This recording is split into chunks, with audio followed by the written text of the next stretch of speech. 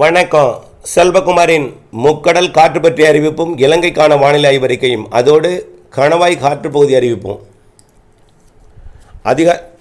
அதிகாரப்பூர்வ முக்கடல் காற்று பற்றிய அறிவிப்பிற்கு இந்திய வானிலை ஆராய்ச்சித்துறை அறிக்கையை பார்க்கவும். 2025 மே 26 திங்கட்கிழமை அதிகாலை நிலவர ஆய்வறிக்கை. முக்கடலை பொறுத்த வரைக்கும் 3 கடலிலும் மீன் பிடிப்பதற்கு கடும் சவால் நிறைந்த காற்று. பிடிக்க முடியாது, கப்பலே கவிழ்ந்து விட்டது. அரபிக்கடலிலே சரக்கு கப்பல் ஒன்று கவிழ்ந்து அனைத்து கண்டெய்னர்களும் மிதந்து கொண்டிருக்கின்றன. அனைவரையும் உயிர் காத்து, அதாவது ஊழியர்கள் அனைவரையும் பத்திரமாக மீட்கப்பட்டிருக்கிற நிலையில் கப்பலே கவிழ்ந்து விட்டது. சரக்கு கப்பல் கவிழ்ந்து கண்டெய்னர்களெல்லாம் கடலில் மிதந்து கொண்டிருக்கு. ஆக அந்த அளவிற்கு மிக மோசமான காற்று இருக்கிறது முக்கடலிலும். தயவு செய்து சாதாரணமாக நினைத்து இறங்கிவிட வேண்டாம். அரபிக்கடலில், மன்னார் வளைகுடாவில், வங்கக்கடலோட மத்திய பகுதி எல்லாமே ஒட்டு மொத்தம் வேண்டாம், இறங்க வேண்டாம். 31 வரைக்கும் 31 வரைக்கும் முக்கடலிலும் அச்சுறுத்தும் காற்று இருக்கும். கோயமுத்தூர்லேயே மேற்கு திசையிலேருந்து காற்று வலுவாக இருக்கும். பாலக்காட்டு, கணவாய், நீலகிரி எல்லாம் ஓயாத காற்று. மின் விநியோகம் பாதிப்படைந்து கொண்டே இருக்கிறது. மின் ஊழியர்களுக்கு கடும் சவாலை கொடுத்து கொண்டிருக்கிறது இந்த காற்று. மழை காற்று 24 மணி நேரமும் பணியாற்றி கொண்டே இருக்கிறார்கள். மின் விநியோகத்தை வழங்கினாலும் உடனடியாக மின் விநியோகம் பாதிக்கும் அளவிற்கு மரங்கள் விழுந்து கொண்டே இருக்கிறது. அங்கிருந்து தகவல் தொடர்பு துண்டிக்கப்பட்டிருக்கிறது தற்பொழுது. ஆகவே இது ஏற்கனவே நாம் அறிவித்திருந்த முன்னெச்சரிக்கை. நீலகிரி மாவட்டத்திற்கு பயணம் மேற்கொள்ள வேண்டாம் என்று சொல்லியிருந்தோம். நேற்றைக்கே 38 சென்டிமீட்டர் பெஞ்சிருச்சு. இன்றைக்கு அவலாஞ்சிலேயே 35 சென்டிமீட்டர் பெஞ்சிருச்சு. 36 சென்டிமீட்டர் பெஞ்சிருக்கு. இன்றைக்கி அவலாஞ்சில் 360 மில்லிமீட்டர் வரைக்கும் பெஞ்சிருக்கு. நேற்றைக்கே 380 மில்லிமீட்டர் வரைக்கும் பெஞ்சிருக்குது. இன்றைக்கு 45 சென்டிமீட்டர் வரைக்கும் பெய்திருக்கோம் அந்த பர்சன் வேலியில். அது ஒரு பெரிய பள்ளத்தாக்கில். ஆகவே இன்றைய மழைப்பொழிவு தொடரும்.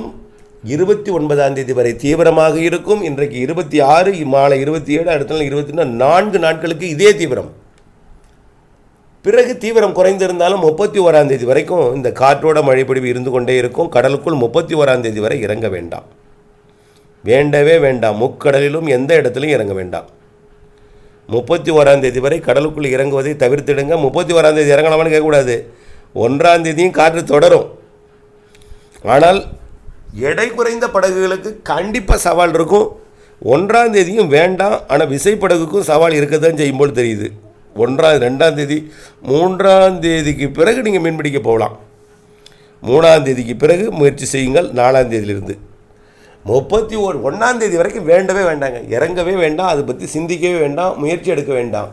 கப்பலே கவிழ்ந்து விட்டது. நம்ம ஏற்கனவே சொல்லியிருக்கிறோம். தூத்துக்குடி கொழும்பு, தூத்துக்குடி மாலத்தீவு, தூத்துக்குடி லட்சத்தீவு இடைப்பட்ட சரக்கு போக்குவரத்தை முடித்து விடுங்கள் ஏற்கனவே சொல்லிட்டோம். வேண்டாம். ஆகவே அந்த காற்று என்பது 31 வரை தொடரும். ஏற்கனவே தென்மேற்கு பருவமழை தொடங்கிவிட்டாலே உங்களுக்கு அனுமதி கிடைக்காது.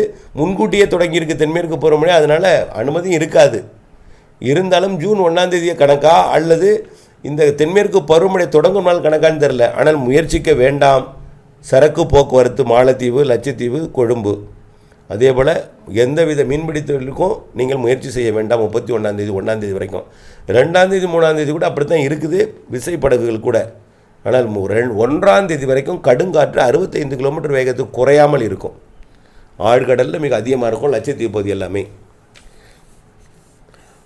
அடுத்தது வங்கக்கடலில் வேறு காற்று சுழற்சி உருவாகி தாழ்வு நிலையாக போகிறது. நாளை உருவாயிடுச்சு காற்று சுழற்சி, தாழ்வு நிலையாயிடுச்சு, தாழ்வு பகுதியாக போகுது 27 இதுவேறு ஆந்திர பகுதியில் இருந்துவிட்டு மீண்டும் மன்னார் வளைகுடா தமிழ்நாட்டின் கரையோர பகுதிகளில் உள்ள காற்றை வலுப்படுத்த போகுது. இதனால் காற்றோட வேகம் வங்கக்கடலில் மேலும் தொடர்ந்து அதிகரித்திருக்கும். அதனால தான் நம்ம 3 வரைக்கும் வேண்டாம். கடலுக்குள் 3 வரைக்கும், ஜூன் 3 வரை இறங்க வேண்டாம். ஜூன் 3 பிறகு நீங்கள் கடலுக்குள் இறங்கலாம், கடற்தொழில் செய்யலாம். அடுத்த நிகழ்வும் இருக்குது என்பதையும் நீங்கள் நினைவு கொள்ள வேண்டும். ஆகவே அடுத்த நிகழ்வும் மழைப்பொழிவை கொடுப்பதற்கு சாதகம் இருக்குது ஜூன் 2வது வாரத்தில் என்பதை நினைவில் கொள்ள வேண்டும். அடுத்தது இலங்கைக்கான வானிலை ஆய்வறிக்கை. இலங்கையை பொறுத்த வரைக்கும் தினசரி மழை தான். தென்மேற்கு பருவமழை முன்கூட்டியே தொடங்கியது. இலங்கையில் தென்மேற்கு பகுதியில் கனமழை, சாரல் மழை பொழிந்து கொண்டிருக்கு. தினசரி இரவு வந்து விட்டால் கனமழை கொட்டி தீர்க்கும். புத்தளம் வரைக்கும் இந்த மழைப்பொழிவு கிடைக்கும். புத்தளத்திற்கும் ஹம்பந்தோட்டாவுக்கும் இடைப்பட்ட பகுதி காலி கொழும்பு கோட்டையை மையமாக வைத்து அமையும். இந்த சாரல் மழை உள்ளே வரைக்கும் எட்டும். ஏற்கனவே தமிழ்நாட்டில் உள்ள சாரல் மழையே தமிழ்நாட்டின் கடலோரம் வரை வருது. இலங்கையே 4 பக்கமும் கடலால் சூழப்பட்டது. மிக எளிதிலே சாரல் எட்டும். மிக இதமான வெப்பம், குளிர்ந்த சீதோஷ நிலை. 30 டிகிரிக்கு கீழே தான் வெப்பமே. ஆகவே மிகச்சிறப்பான ஒரு 33 டிகிரி தான் அதிகபட்ச வெப்பமே. அம்பாறையில் தான் 33. அது காரணம் கொஞ்சம் மழை மறைக்கிற இடத்துல இருக்கிறதுனால. அதனால் நல்ல ஒரு இதமான வெப்பத்தை கொடுத்து கொண்டிருக்க இலங்கைக்கு சாரல் மழை தொடர்ந்து இந்த மழை இருந்து கொண்டே இருக்குங்க. மழை எல்லா நாளும் மழை தான். இதில் 31ஆம் தேதியிலேருந்து கொஞ்சம் வலுவான மழை பொழிவு தெரிகிறது இலங்கைக்கு மட்டும். காரணம் என்னென்னா வெப்பசலன இடிமழை பொழிவாக அதாவது இந்த சாரல் என்பது கொஞ்சம் குறையும். அப்போ கொஞ்சம் சூடு ஏறும் பொழுது பரவலான மழைப்பொழிவு இடிமழை பொழிவு கிடைக்க வாய்ப்பு இருக்குது. 1ஆம் தேதி 2ஆம் தேதின்னு முடிவு இல்லை. எல்லா நாளும் மழை தான் இலங்கைக்கு மழையினால் பிரச்சனை, அதாவது பற்றாக்குறையால் பிரச்சனை இருக்காது. அதிக மழை தான். பொதுவாக தென்மேற்கு பருவமழை காற்று பகுதி நிறைய இருக்கும். அதில் பார்த்திங்கன்னா கொழும்பு சுற்று வட்டார பகுதி தான் தென்மேற்கு பருவமழையை பொழியும். புத்தளமெல்லாம் காற்றாக தான் இருக்கும். யாழ்ப்பாணம் காங்கேசந்துறையெல்லாம் காற்றாகவே இருக்கும். ஆனால் இப்போ அந்த காற்று பகுதிக்கும் மழை, சாரல், தூறல் எல்லாம் கிடைக்க போகிறது. நம்ம ஏற்கனவே சொல்லியிருக்கோம், வங்கக்கடலோட வெப்பமும் வங்கக்கடலுடைய நீரோட்டமும் வலுவாக இருக்குது. இலங்கையை ஒட்டி தான் வலுவான நீரோட்டம் பயணிக்குது.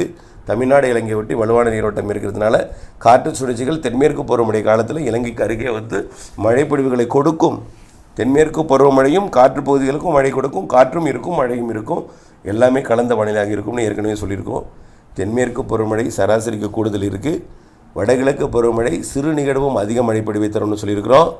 சிறு நிகழ்வும் அதிக மழை, வலுவான நிகழ்வும் உண்டு. வடகிழக்கு பருவமழை ஒரு 25லேருந்து 35% இடங்களில் கொஞ்சம் பாதிக்கும் மழை இருக்குது. மீது 65% இடங்களில் விவசாயத்துக்கு ஏற்ற மழை இருக்குது. அதுவே அதிக மழையாக தான் இருக்கும். திட்டமிட்டு வேளாண்மை செய்யணும். வடகிழக்கு பருவமழை அதிக மழை. அடுத்த ஆண்டு 2026 பிப்ரவரி மார்ச் வரைக்குமே வடகிழக்கு பருவமழை தொடர வாய்ப்பு இருக்குது இலங்கையை பொறுத்த வரைக்கும். தமிழ்நாட்டில் ஜனவரி வரை இருக்கும். இலங்கையில் எப்பொழுதுமே ஜனவரி இறுதி வரை வலுவாக இருக்கும். பிப்ரவரிலையும் தொடரும். இந்த வருஷம் 2026 பிப்ரவரிலையும் வலுவாக இருக்க வாய்ப்பு இருக்குது இலங்கையை பொறுத்த வரைக்கும். ஆக மழை நீரை நீங்கள் சேமிக்கணும். உங்களுடைய 10% இடங்களில் மழைநீர் சேகரிப்பு அமைப்பை ஏற்படுத்துங்கள். மழைநீர் சேகரிப்பு அமைப்பை ஏற்படுத்தி கைவசம் நீர்த்தேக்கி கவலை இல்லாமல் விவசாயம் செய்து லாபமடைய அன்போடு கேட்டுக்கொள்கிறேன். தொடர்ந்து வானிலை அறிக்கையோடு இணைந்திருங்கள். நம்முடைய வானிலை அறிக்கை பல இலங்கை மக்களுக்கும் வழங்குங்கள்.